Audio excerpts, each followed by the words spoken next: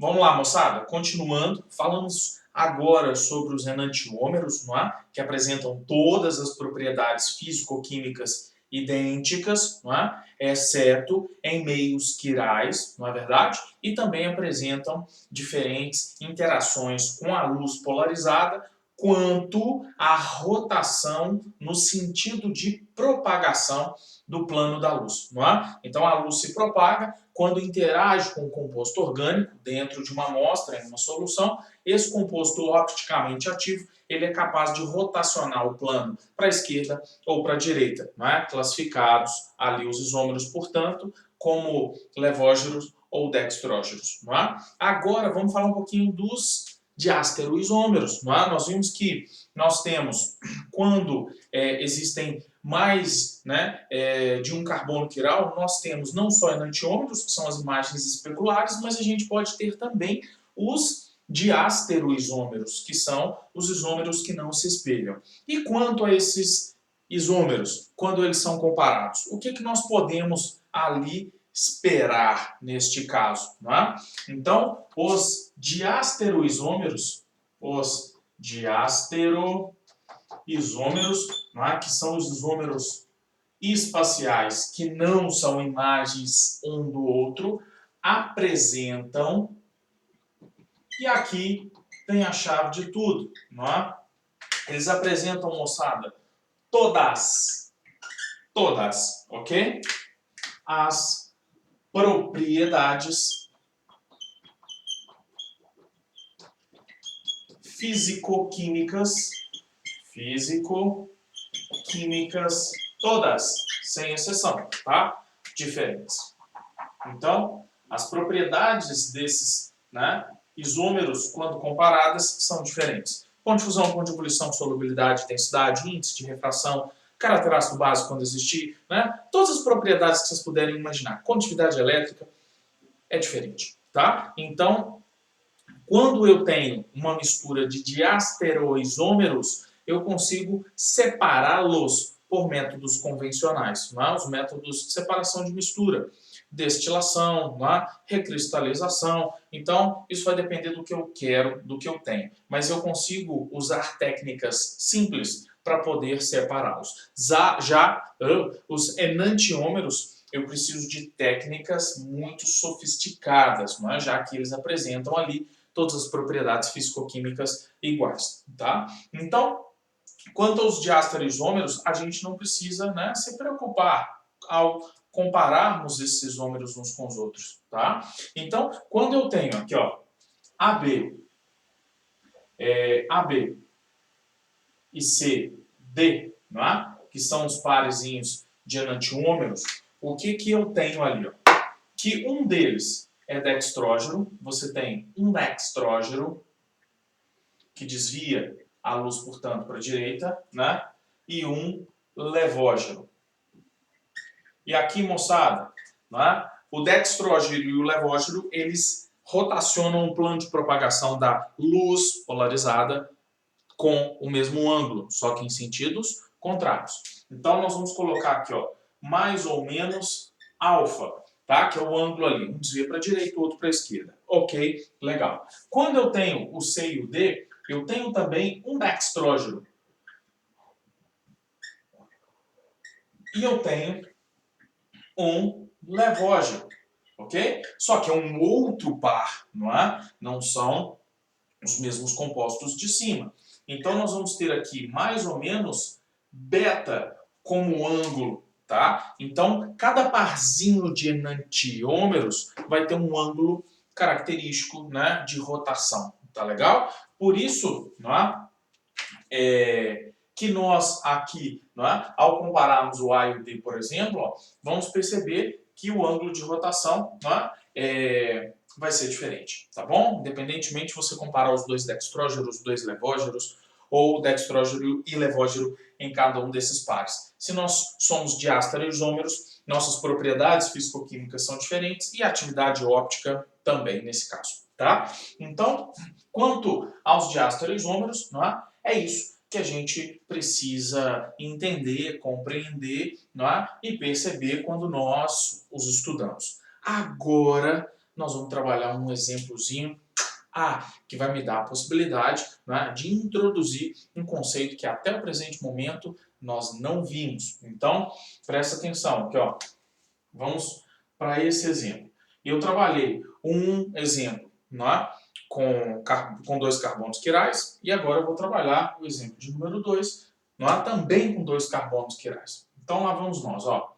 CH3, CHCl, por exemplo, CHCl, CH3. Tá? Eu vou analisar esse compostozinho.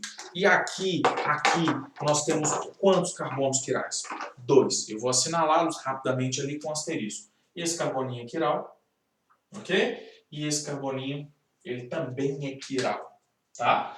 Por quê? Você tem CH3, cloro, hidrogênio e o pedaço todo à direita. Ou seja, você tem carbono quiral aqui e aqui. Nesse caso, os 2 carbonos quirais são iguais, não é? Então, aqui, ó, o número máximo de isômeros, não é, que você espera, ele é obtido pela formulazinha bem simples. 2 elevado a n é o que eu espero, 2 elevado a 2, e, portanto, eu espero, nesse caso, 4 isômeros para esse composto, certo? Então, simples, vamos desenhá-los, porque a gente já sabe, já vimos projeção de Fischer, e a gente consegue rapidamente né, desenhar esses compostos só encaixando os grupinhos ali, né, depois que as cruzes, né, credos, são montadas ali rapidamente. Então, vamos lá. Nós vamos desenhar os 4 isômeros, ok? Então, vamos ver o que vai sair para a gente aqui, ó.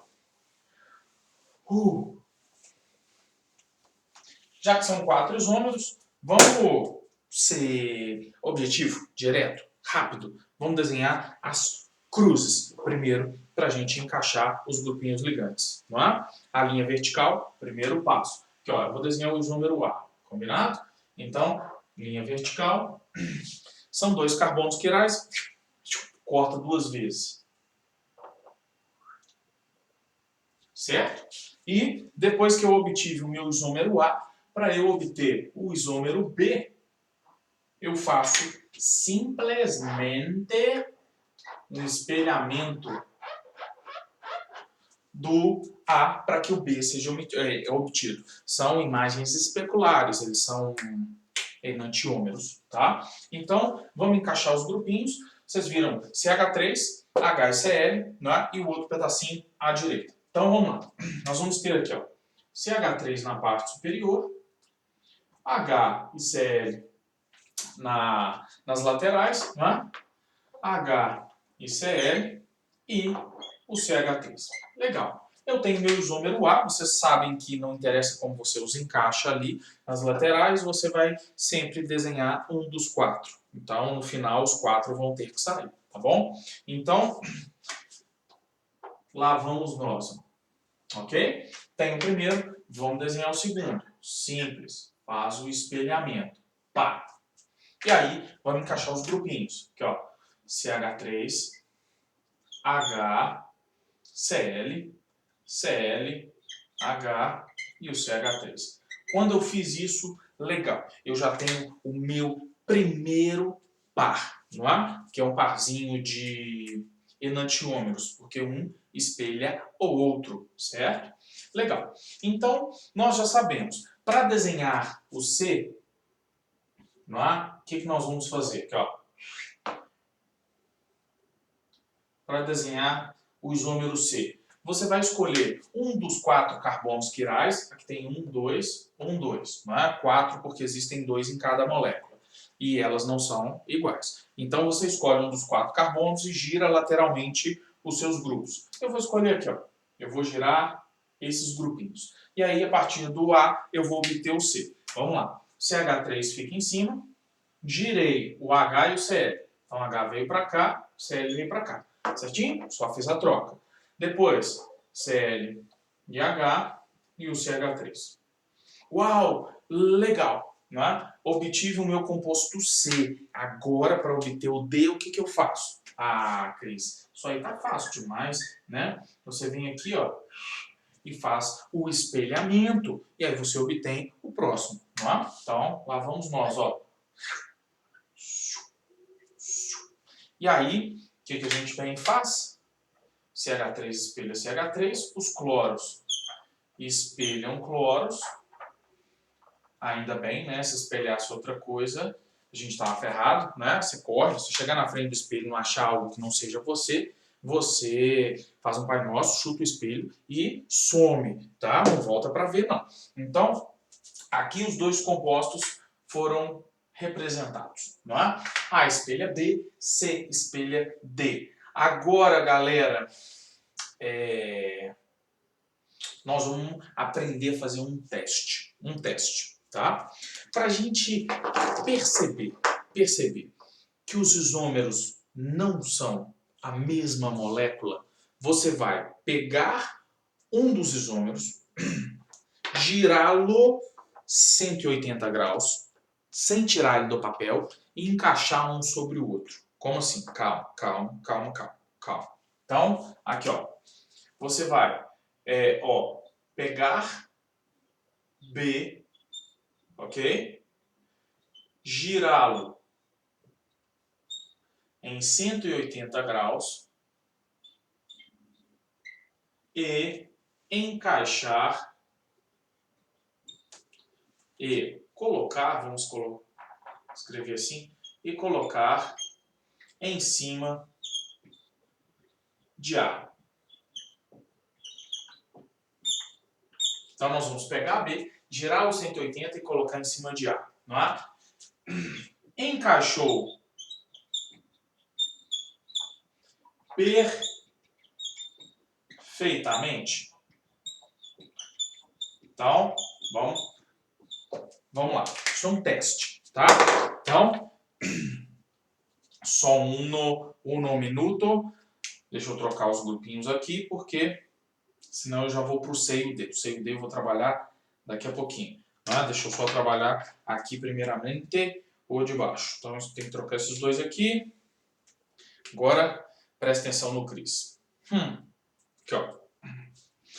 Tenho eu aqui o meu Azinho aqui, ó. CH3 em cima, CH3 embaixo, que são os pretinhos, tá? O cloro pode ser o verdinho e o hidrogênio pode ser o azulzinho, beleza? Então aqui, ó, CH3 os pretinhos, o cloro verdinho e o hidrogênio azulzinho, tá? Então aqui eu percebo que cada um deles está de um lado. O hidrogênio está de um lado e do outro. Cloro de um lado e do outro. Certinho aqui, ó. Hidrogênio, hidrogênio, cloro, cloro. Legal. Então eu vou chegar, vou colocar esse compostozinho no espelho e vou obter a sua imagem especular. Aqui, ó. Esse vai espelhar esse. Certinho aqui, ó. Verdinho, verdinho, azulzinho, azulzinho. Aqui também. E em cima e embaixo os pretinhos se espelharam. Então A espelhou B, tá? Então, tá aqui. Aqui, ó. A e B. Certo? São as duas moléculas. Aqui, galera, ó, você vai pegar o B, que é esse aqui, ó. Girá-lo em 180 graus, aqui, ó. Sem tirar ele do papel. Girei. E aí eu vou colocar ele em cima do A, ó. Entra, meu filho. Coloquei ele em cima do A. Encaixou perfeitamente? Encaixou perfeitamente? CH3 encaixou. CH3 encaixou. Mas e as bolinhas encaixaram? Não, porque o azul está em cima do verde, o verde está em cima do azul. Então as bolinhas não encaixaram perfeitamente. Então, encaixou perfeitamente? Acabei encostando aqui. Encaixou perfeitamente? Não. Não. O que eu concluo com isso? Logo, são moléculas diferentes ou diferentes, né? Como, né? De vez em quando eu falo, sem querer. Então, aqui, ó. Não encaixou. Agora, vamos para o C. CC. Então, deixa eu trocar aqui. Nesse caso, os dois estão do mesmo lado, né? Então, peraí. Aqui. Aí vamos lá, aqui ó, mesmo esquema, um vai espelhar o outro. Aqui ó, o C, ó, os dois hidrogêniozinhos, os dois cloros pertinhos, né? Igual vocês estão vendo aqui, ó. E aí eu vou espelhar um, espelhar o outro, aqui ó. Fiz a mesma coisa com B e com A, né? Agora eu vou fazer com D e com C. Então, aqui ó, o C e o D, ó, são imagens, estão vendo? Ó? Os verdinhos se espelharam, os azulzinhos se espelharam e os pretinhos aqui se espelharam também, certo? Todos, né, estão certinhos aqui em relação ao espelho. Legal. Agora, deixa eu mudar de lado, vamos fazer o teste aqui, ó. Eu vou pegar o D, que é esse aqui agora, vou girar os 180 graus, aqui ó, 180. E eu vou colocar em cima do C. Mesma coisa aqui, ó. Vou colocar em cima do C. Eu não fiz mágica, eu não mexi na molécula no caminho, tá? CH3 encaixou em cima do CH3? Encaixou. As bolinhas verdes se encaixaram em cima, uma das outras. As azuis se encaixaram umas em cima das outras. Que conclusão você chega? Encaixou perfeitamente? Aí, aqui ó, né? Aí estou fazendo com B com C. Ok? Encaixou perfeitamente nesse caso? Sim. Ih, fodeu. O que eu vou ter que tirar de conclusão? Se uma encaixa perfeitamente em cima da outra, B e C são a mesma molécula. O quê? É B, ó, B e C. Ô Jesus, né? C e D, gente. C e D, tá? C e D. Viajei, mas estou fazendo certo, só falei as moléculas erradas. Então, C e D. Se uma, né, reflete a outra, você gira e encaixa perfeitamente uma em cima da outra, como eu acabei de fazer, isso quer dizer que é a mesma molécula. Então, C e D seriam a mesma estrutura, só que, né, desenhadas aqui de cabeça o quê? Para baixo, tá? Diferentemente daqui, não é? Nós vimos que ao girar essa molécula e colocar em cima da outra, elas não se encaixaram perfeitamente, então não é a mesma estrutura. É igual sua mão esquerda e direita, ó. Uma espelha a outra, mas elas não se encaixam perfeitamente, estão vendo? Elas não se encaixaram perfeitamente. É o caso de A e B. Agora D com C, não, ela encaixou perfeitamente. Então, nesse caso, seria a mesma molécula. Então, uai, Cris, você não acabou de usar a fórmula 2 elevado a n e me deu 4 isômeros? Gente, essa fórmula 2 elevado a n, ela me dá a quantidade máxima possível. Não necessariamente todos os isômeros que eu tenho, tá? Em 99% dos casos, 2 elevado a n vai me dar o resultado, que é a quantidade de isômeros que eu tenho, ponto final, tá? Agora, quando eu tiver 2 carbonos quirais iguais, que é esse caso aqui, ó, carbono quiral de cima e de baixo são iguais. Isso quer dizer que você vai ter menos isômeros do que a fórmula te fornece, exatamente porque essas duas moléculas seriam absolutamente iguais. Combinado?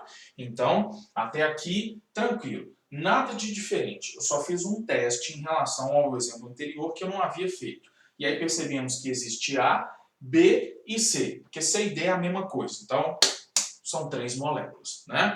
Beleza. E daí, né? Agora, vamos lá.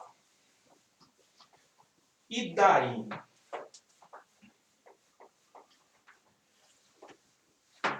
A imagem de B, certo? A imagem de B. Então, o que eles formam?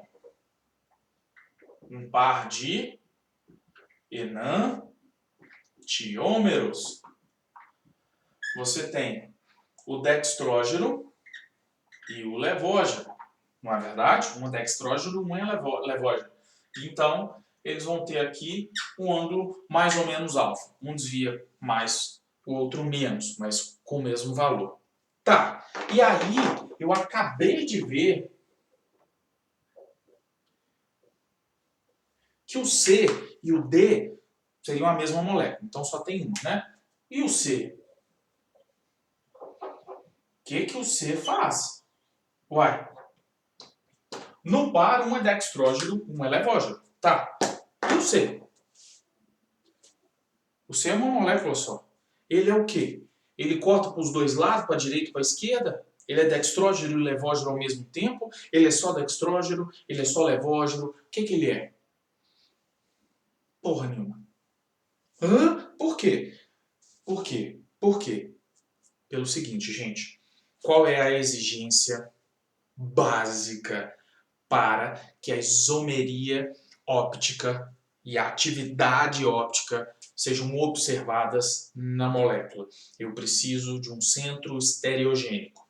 Tá, ok. O carbono quiral é, na maioria dos casos, o centro estereogênico. Tá, mas ter o centro estereogênico me garante a presença de assimetria molecular.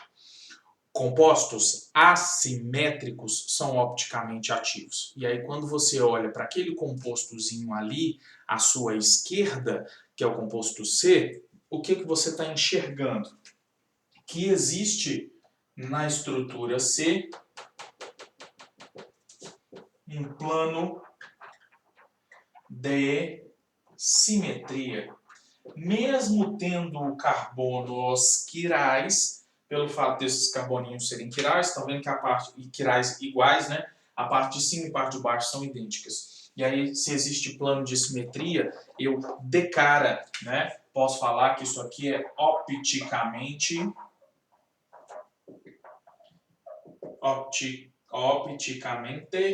inativo. E esse isômero recebe um nome, tá? Ele é chamado de mesômero. Ou, né, meso, composto meso, tá? Então, meso ou mesômero seria uma molécula que apresenta carbonos quirais, no entanto, devido à presença do plano de simetria, ou seja, você consegue cortar a molécula em duas partes idênticas, ela é opticamente inativa, tá? Eu nunca posso ser dextrógeno e levógeno ao mesmo tempo, tá? Então, eu percebo que eu tenho três isômeros. Um par de enantiômeros, então dois opticamente ativos, e um terceiro inativo, tá bom? Então, vimos aí, não é? Essas picuinhas dentro da isomeria óptica, não é? Falamos de tudo dentro dessa isomeria que nos interessa. E agora, só para fechar, qual é a importância por trás do estudo dessa isomeria? A gente usa a atividade óptica, né, rotacionar a luz para um lado ou para o outro, exatamente para a gente enxergar que essas moléculas são diferentes. Mas por que a importância do conhecimento dessa diferença espacial? Não é? Essas moléculas se comportam de forma diferente em meios quirais. E aí nós podemos citar, por exemplo, não é? O sistema chave-fechadura. Já falei dele. Não é? Um único substrato se encaixa, por exemplo, num sítio ativo dentro de uma proteína. Não é? E essa proteína pode catalisar uma reação química, por exemplo. Não é?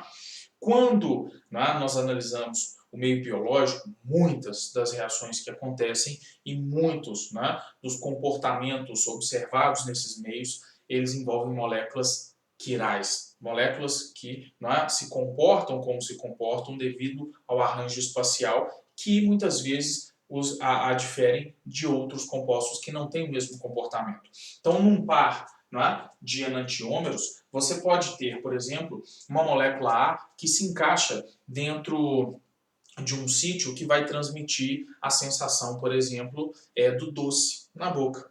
Você pode ter um outro isômero que ele se encaixa em um outro sítio, não no mesmo, e ele transmite a sensação do salgado. Você pode ter dois isômeros que nos dão sensações relacionadas ao cheiro que são diferentes. O limoneno, por exemplo, um dos isômeros me dá o cheiro da laranja, o outro me dá o cheiro do limão. não é? São dois isômeros que são diferentes no espaço, tá? E a gente tem um caso mais importante para fechar, não é? Vocês provavelmente ouviram falar da droga talidomida. Era um sedativo, não é? Que foi administrado na década de 50, 60 para as mulheres grávidas no início do período gestacional, a fim de diminuir, né, os efeitos do enjoo, né, que muitas sentiam. Então essa droga foi administrada, né, em muitos países para milhares e milhares de mulheres grávidas. E essa droga, ela provocava, não é? Ela tinha, na verdade, dois isômeros, o dextrógeno e o levógeno. Na verdade, o R e o S, que é uma outra denominação que a gente usa, mas que nós não vamos estudar. Um desses isômeros, não é? Ele realmente funcionava muito bem para inibir, não é? Diminuir os efeitos colaterais da gravidez. Ali, principalmente o enjoo, não é? Que essas grávidas sentiam. E o outro isômero, não é? Ele provocava, durante o período de desenvolvimento, né, do feto, uma formação principalmente nos membros superiores. Então, não é? Milhares e milhares de crianças nasceram entre a década de 50 e 60, não é? E também alguns anos depois, com a formação, exatamente porque as mães usaram durante a gestação aquela droga. Tá bom? Então, o conhecimento de tudo isso é muito importante para que a gente não erre, né, no futuro, como erramos no passado, né, sendo negligentes quanto ao estudo dessas moléculas no espaço. Tá bom? Então, é isso, galera. A aulinha de hoje fecha aqui. Espero que vocês aproveitem bastante. Até a próxima. Beijo!